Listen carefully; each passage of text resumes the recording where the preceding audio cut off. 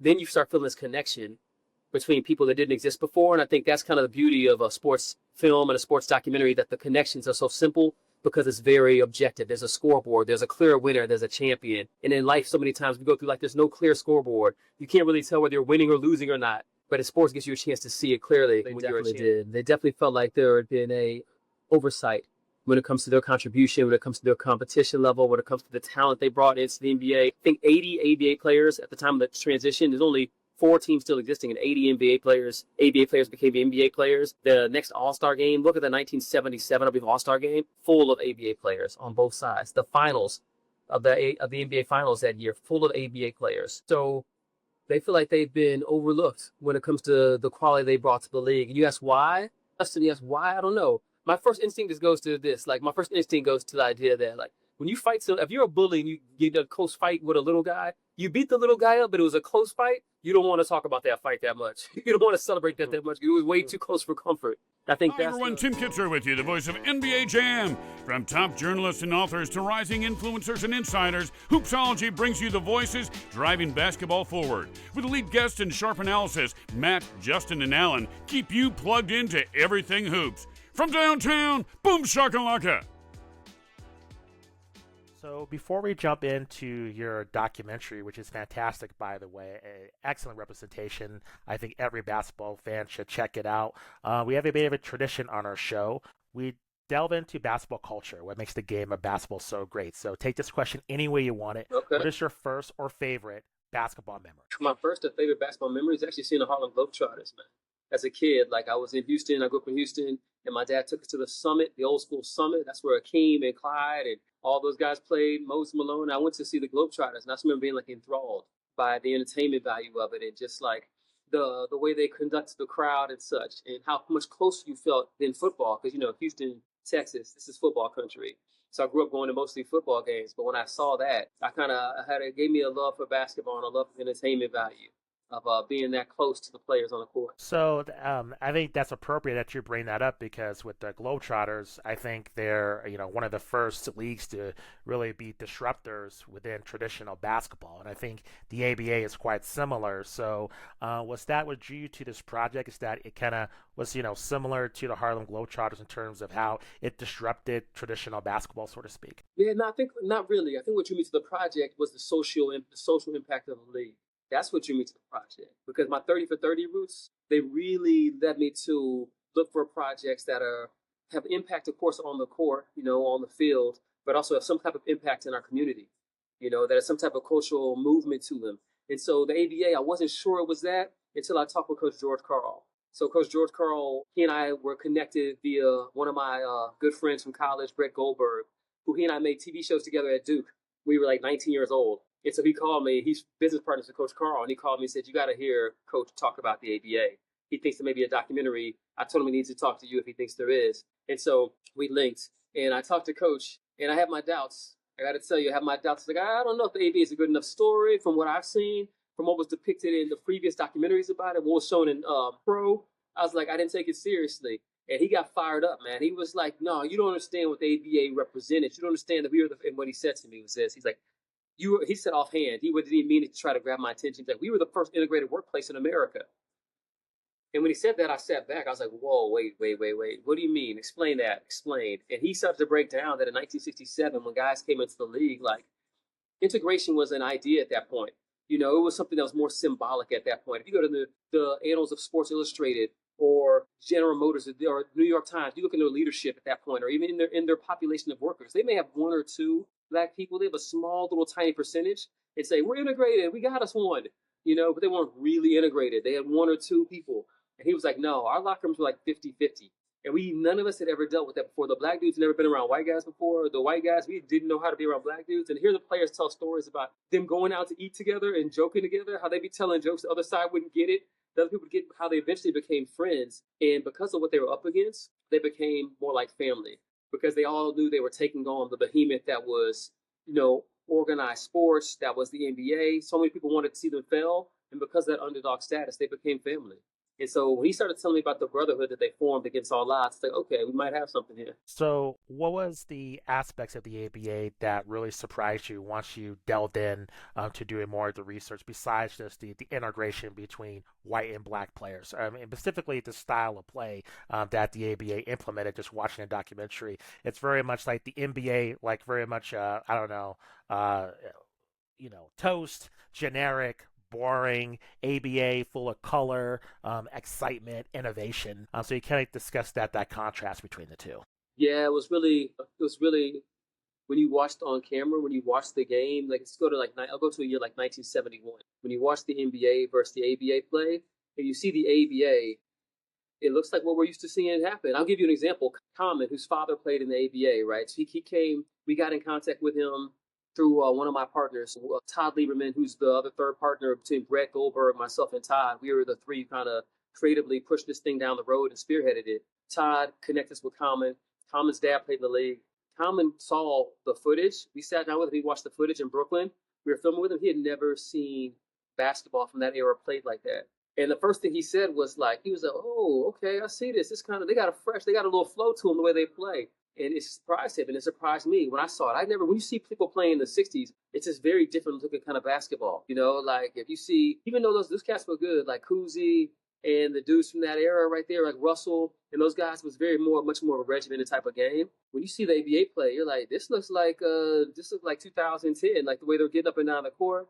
Dudes penetrating, kicking it back out for three.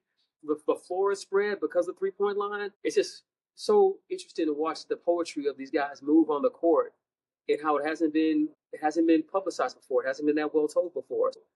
We were really excited to have the footage that we were able to find and to be able to put the light on that these people in the ABA were the innovators and they were the forefathers of today's modern game. In the old ABA, not so much. I mean, the old NBA, not so much. Their way of playing kind of died out, but the ABA way of playing lives on right now. We watch the NBA today. So why do you think the NBA doesn't really celebrate the ABA? Because I just think, like you said, so much of the DNA of the league, its popularity, specifically when it really grew within the 80s, was fueled by the ABA. But yeah, I think in modern times, even through other forms of media, especially for instance, even the video games, we haven't really seen like the ABA integration yet. I'm just thinking of like Major League Baseball with like MLB The Show. Like they have the Negro Leagues integrated in their video games. So you learn about the Negro Leagues and the history of black players within baseball. But we haven't seen that in terms of the basketball side of things. So I just overall, I think that the ABA is really underrated within basketball culture. Do you think the players that you interviewed, did they feel that way in terms of, their history not being honored in the modern game, you think? They definitely did. They definitely felt like there had been a oversight when it comes to their contribution, when it comes to their competition level, when it comes to the talent they brought into the NBA. I think 80 ABA players at the time of the transition. There's only 4 teams still existing, and 80 ABA players became NBA players. The next All-Star game, look at the 1977, I believe, All-Star game, full of ABA players on both sides. The finals of the NBA Finals that year, full of ABA players. So they feel like they've been overlooked when it comes to the quality they brought to the league. And you ask why? Justin, you ask why? I don't know. My first instinct just goes to this. Like, my first instinct goes to the idea that, like, when you fight if you're a bully and you get a close fight with a little guy, you beat the little guy up, but it was a close fight, you don't want to talk about that fight that much. You don't want to celebrate that much. It was way too close for comfort. I think that's the biggest difference. The Negro Leagues never really competed against the Major League Baseball when it comes to, a parallel league, like we're going to force you to merge with us. It wasn't that tight there wasn't the bad blood of a battle that happened. There's still some hurt feelings, I think, when it comes to the battle that was between the ABA and the NBA. And hopefully over time those will die down. And hopefully this documentary will show that, maybe something like the ABA guys' records, their stats, maybe those should be included in NBA stats. The same way Major League Baseball included the Negro League statistics in your career statistics as a Major League Baseball player. It helps you get to the Hall of Fame, right? It helps you with your long-term status. I think, how does the GOAT conversation change if you count Dr. J's ABA years? Those 2 titles in the ABA. I think in the final game of the ABA, in the game-clinching last game, I think he scored 38 and had 19 boards in a clinching game. Like, what does that say about a man's legacy? What does that say about Julius Erving? What does it say about all the other players who came through the ABA if you include their legacy from the time of the American Basketball Association? What was the decision-making process in how you shot the documentary in terms of using moving pictures. I noticed in the intro, you used a lot of like still photos, but they're moving in terms of how you're portraying kind of the ABA. How did you get to that point? Was that difficult to pull off? I thought that was very creative. Yeah, it was a there's a decision there's always a decision when you're making documentaries. I specialize in sports for the most part, but when you're making documentaries from 50 years ago, you always have to look at what do we have? What are our assets? Our style is going to be dictated by what we have on our team. What do we have on our team in our locker room? Well, for us, we were fortunate that we had a huge amount of photos provided to us by this collector. His name is Arthur Hunhouse. We call him the Collector. We found him. He's in Denver, the same place where Brett Goldberg and Coach are. They found this collector. He's the greatest collector of ABA photos in the world. Over 10,000 pictures. And we were able to connect with him, work out a deal with him. We allowed us to use his photos. And so the photos became a huge driving force in the documentary. And the way we put them, bring them to life became a challenge for us. And one of the things that's interesting about this documentary that most people don't know and haven't talked about very much is that those photos are being brought to life by editors who were like in their 20s. Like there was a whole vibe on our set of 20-somethings who we purposely brought on. I made a point of wanting to have a younger crew with us so they'd have the energy and the intensity of someone who knows nothing about the ABA who wants to find out. And that youthful energy, we had it on set as our on-set production assistants, Sasha Shapiro, Elijah Diarra-Suba, Corey Jackson. These people were on set who helped us greatly to push our interview questions because they knew nothing and they really wanted to learn and find out. Our editors, John Householder, a younger guy who helped push the photos you see being brought to life and the way they're moving, that's Householder. John Householder did a lot of that work. And then even in our editorial team, we had a story producing team that at its foundation was built of people in their 20s. Nia Simone, Quan Harris-Holly, we had Austin, Corinne, like these people joined up with us to help bring out the essence of the story in a way that I wanted their youthful way of thinking because they think in a much quicker way than we think. Their attention span, people say, is shorter, but that's because they expect information to come a lot hotter than we are used to it coming, Justin. We were live before the internet. We remember before the internet, and they don't.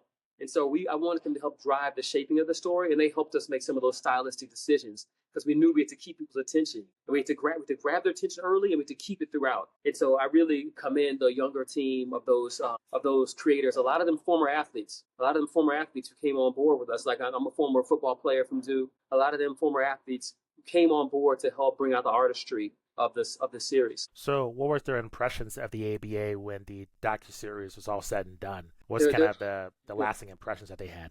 So their first impression was like, what? No, wait, hold up, wait a minute. They thought every fact they heard, they were like, no, did that really happen? They couldn't believe it. And then the last impression was, the younger generation, they're funny because they have almost equal value in substance and style. They almost hold those in equal reverence, substance and style. And it was the style of the ABA. When they saw that all white suit in them high heel red boots that Dr. J came in to the arena in. He walks into the arena in New York wearing that. They're like, damn, look at that. No, he's fly. He's fly. What's it called? Drippy. I guess that's what the young folks are saying. Drippy.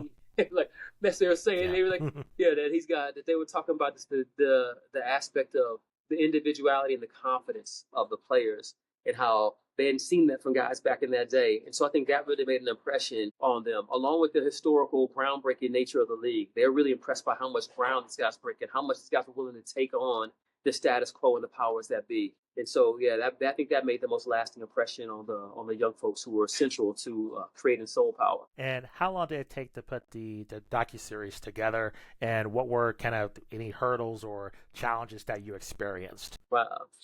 I mean, it took 2 years. If we're gonna talk hurdles, we're gonna need about 7 hours to talk all the hurdles it took to get there, Justin. I mean, every filmmaker knows like the traditional hurdles of making a film. So I'll skip those and go to just the idea of one, the market. It's tough to sell something now. We just sell it. So my hat's off to Noah Malale and Matt Newman at Amazon who could see the vision. They saw it from the start. They helped us make the series what it was. Noah and Matt were so instrumental in helping shaping the characters and the style. And so my hat's off to them because you need somebody to say yes. So that was one of the biggest challenges, getting that yes. And our partner, Todd Lieberman, was huge in pushing that yes and making sure we got it. That's the first thing. The second thing was just the scope. If you're telling a story, which I believe our story is the definitive story ever told about the American Basketball Association, and you have people whose legacies are on the line. older gentlemen who've been waiting for decades, not years, decades to be honored. And they tell you all their stories. They care. They trust you. They entrust you with caretaking for their stories. They tell them all to you. Then you put all their stories together. And Amazon is gracious enough to give you 4 hours to tell the story, right? But then you take all these gentlemen's stories that mean so much to them, you put them all together, and you got a 10-hour movie. Now you got to take 10 to make it into 4. And that was difficult to decide what goes in and what doesn't go in. And we have stories of legends, just absolute legends that didn't make it in. So that's the toughest thing. What do you do? Because I've asked other directors of documentaries. That's the most curious question I have, because you have all those different stories that don't make it. Like, what do you do with that information? Do you want to make like another follow-up documentary? Like, what do you do? Does this remains in the cutting room floor for no one to see? Yeah, I would like to. Here's an interesting fact about this. We own the copy. One interesting factor about this, unlike anything I've done in my career, is that my partners and we own the copyright for the material. We actually licensed with Amazon for a perpetual license with them, and they were willing to do that deal with us. And so we own this other footage. So we have great stories about mythical characters in the ABA who deserve light, like John Brisker. They call him the heavyweight champion of the ABA. People were terrified of this man. Very mysterious endings to his life. He disappears in Africa. He goes to be a freedom fighter in Africa and disappears under a dictatorship. Never heard from him again. Some people think he never went to Africa. Some people think he did. So it's one of those things where we have so much footage, so much good stuff to put on, and it still could see the light of day one day. I hope to have it see the light of day. Wendell Ladner. Wendell Ladner is a player with Kentucky, one of Dr. J's best friends. It's one of those great best friendships between a white dude and a black dude who hadn't been accustomed to that. They were best friends and really friends in the league in Kentucky. And Wendell went to New York and played with the Nets. Wendell Ladner was like they called him. He was like how would I describe him? The Burt Reynolds of the ABA. So he was the playboy. He wasn't the sharpest knife in the drawer. They'll tell you that. He wasn't going to get his graduate degree, but he understood people. He understood the game, and he also came to a very mysterious, tragic ending in his life. So these are the stories that are just sitting there that we cut. We had fully integrated into the film, into the series, and then eventually we couldn't fit them in because we have time restraints. And so those are all waiting to be told, and I hope someday we'll be able to take the information we have and tell those stories. You mentioned the challenges in terms of getting a distributor to pick up your work. To me, that's quite surprising. Maybe it's just to my ignorance, just because over the past, I would say, 10 years, you mentioned the 30 for 30 series. There's been a rise of sports documentaries, a lot of stories that have been untold. And I still think there's plenty of stories within sports that have not been told yet. So this is surprising that there's still some hesitancy to tell these stories that have not been unveiled to the public yet. I find that really interesting, that there's a lot of hesitancy in terms of just picking up different sports documentaries. Yeah, it's a business. The business of the entertainment is that people want guarantees. When you buy something, you want a guarantee you're going to get a return on it. Guarantees are hard to provide when it comes to content. And so I think the content buyers have, in some ways, held their cards, kind of held their money back at the moment of the strikes, the two simultaneous strikes. And some of that holding of the cards made them only go after things that are guarantees, bigger projects, the Patriots dynasty, Roger Federer, things that you can guarantee that there's already an audience for. And what's lost in that is some of these great stories that are unveiling what ESPN 30 for 30 unveiled. And my hat's off to Connor Shell and John Dahl and Keith Cleanscales, the guys who originated that. And I'm very thankful to be able to train within that system of working for 30 for 30, because they're able to unveil, like, what if we told you, right? That was their catchline. What if we told you? They're getting into that narrow lane of, you love sports? You think you know everything about sports? You may have heard of this story, but you don't know this, right? And there's something magic when you can take someone who's a real sports fan and tell them something that they actually don't know. And so I think there's still a lot of room, as you said, Justin, to enter into that vein and tap into that excitement of people who respond to hearing sports stories they don't know. They may not be everyday recognizable names and faces, but the stories are undeniable.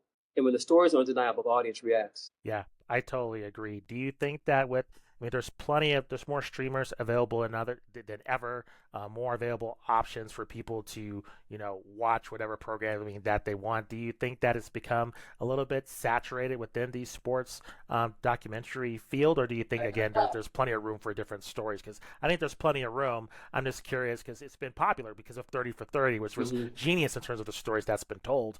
But, like you said, it's a business, and, people just get sick of things for not really a rational reason. Do you think that they might think that the the genre of sports documentaries has gotten a little bit saturated, or do you think it's just, project by project that they're considering putting on their platform?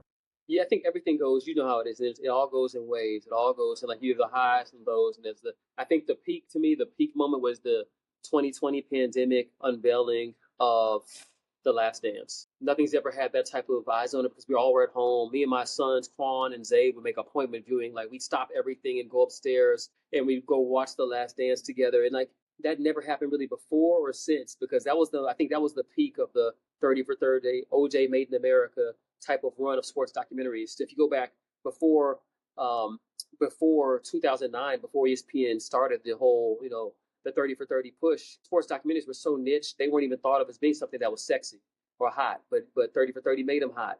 And then everyone kind of followed suit. And so you get to the point where now the market's super saturated with different stories, and it comes down a little bit. But I think it happens in a wave. So I'm not sure where we are on the wave right now. Hopefully we're correct. We've gone down to the valley and we're on our way back up.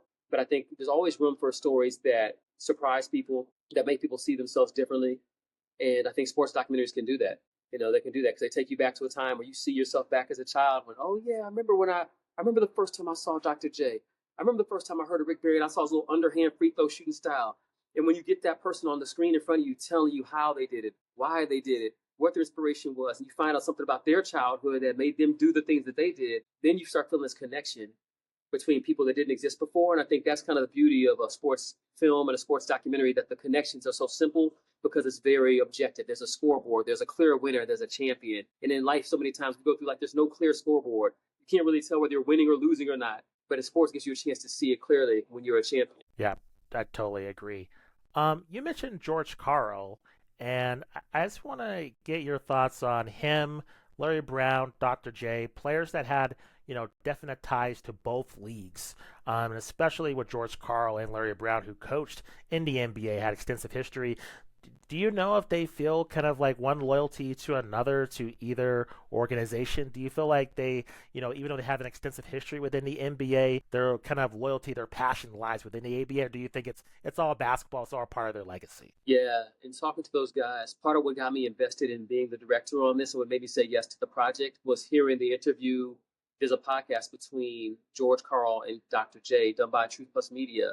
And hearing Dr. J, and I've heard him speak before, but hearing him speak about the ABA, there's a certain reverence in his voice. There's a certain love in his voice. There's a certain respect and there's a warmth. And I think the ABA guys, particularly the ones who made the transition, if you look at Dan Issel, Larry Brown, Dr. J, George Gervin, George Karl, George McGinnis, all the guys who made the transition over to the NBA, there we go. I'm saying that when you look at the guys who made the transition over to the NBA, from Coach George Karl to Dr. J to Dan Issel, even Bob Costas, there's a reverence for the time of the ABA. There's a certain way they talk about it that's different. And even Issel said it the most plainly. He was like, when we got to the NBA, we got in the locker room and I was surprised. It was like a business. In ABA, it was a brotherhood. I was expecting us to go out to dinner together all the time and we're going to all hang out together all the time. He said it wasn't like, he said the ABA was not primarily a business. He said it was a brotherhood first. It was a community first. And the guys that I had that bond with in ABA, we still love each other to this day. When we get together, it's different than when I get together with my NBA guys. It's different because maybe they try to figure it out. And during the course of the documentary, they talked about it just like, maybe it's because we were up against it and nobody believed except for us. Maybe it's because there were so many forces trying to take us apart. Or maybe it's because the resources were limited. And because they were limited, we had to kind of be more about the essence of the game, the essence of the team, of the camaraderie of being a team. But whatever it is, there's different. Like the love they have for the ABA, I think is unmatched. Yeah, I think that's quite apparent just in terms of just hearing those figures just talk about their overall basketball legacy. I think the ABA holds just a special place in their heart. Kind of the final question for you, for viewers that, you were saying like your production crew, they're new to the ABA story. And I think a lot of audiences of just, sports in general, or people that don't even like sports, they'll be checking this out for the first time and never even heard of the ABA. What are the kind of lasting impressions you want them to have when they check out this docuseries? Well, I'll tell you based on the title of the film, right? The title of the series. That's not a title we had planned on, and that title came to us very late in the process. And it came first, I brought it from the mouth of Common. When he and I were talking in Brooklyn on camera, he said, "Oh, soul is like a divine expression of yourself." And I kept listening back to that in the edit room over and over again. And it pushed me to form a mantra for our production team as we're up against all the challenges we talked about. trying to get this thing done. And I was saying, you got to remember, we're telling a story that really it's the story of the power of your soul versus the powers that be. The power of your soul versus the powers that be.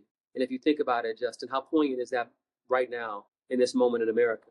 And so for our team to push on, we're pushing on in remembrance and in honor of the ABA guys who pushed on, and in remembrance and honor of all the young generation of fighters during the 60s and 70s who took on impossible odds and faced institutions that, when it comes to the women's lib protests, when it comes to the Vietnam War protests, when it comes to civil rights protests, they had no business getting anywhere close to winning in any of those things, but they won in a lot of them. And they pushed and they changed the narrative in a lot of them because they were willing to stay banded together. They were willing to honor their bond in a situation where it didn't look like their bond would make any difference, because people who were in power and that had the power at the time were basically telling them that your little league is kind of nice and cute, but it ain't gonna make any difference in the history of sports, in the history of basketball, in the history of player empowerment, in the history of when contracts were negotiated. But the powers that be were wrong. It was the individuals who were willing to bond together and form that community around their beliefs and their, willingness to express themselves the way they thought was true. And that changed everything. So I hope that the audience, even if it's just subconsciously, walks away with that message alive inside of them. Yeah, I think that's very apparent in just watching this series. I think it's incredible. Like I said before, I think for every basketball fan, I think they should truly check it out. Thank you very much for your time. Truly appreciate it. Can you let our audience know where you're available on social media, any upcoming projects our audience should be aware of, and again, where they can check out Soul Power? Sure. Yep, they can check out Soul Power on Amazon, streaming on Thursday, February 12th, all 4 episodes. February 12th, Soul Power on Amazon Prime Video.